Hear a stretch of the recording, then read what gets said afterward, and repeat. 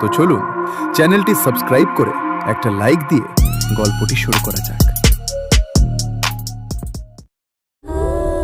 রাত 1:17। আমি শহরে থেকে প্রোগ্রামিং শিখি। আজকে বন্ধুদের সাথে গ্রুপ স্টাডি করে দেরি হয়ে গেল। ফিরতে ফিরতে বাসায় ঢুকলাম রাত 1টা।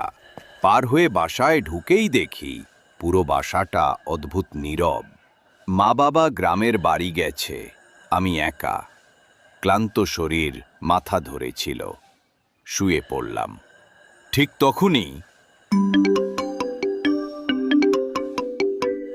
আমার ফোন বেজে উঠল। অচেনা নাম্বার। ঘড়ির দিকে তাকালাম, রাত 1:17। এই সময়ে কে ফোন করবে? তবুও রিসিভ করলাম। হ্যালো। ওপাশে কয়েক সেকেন্ড কোনো শব্দ নেই, শুধু শোঁ শোঁ করে বাতাস যাওয়ার আওয়াজ। আমি বললাম, হ্যালো, কথা বলবেন?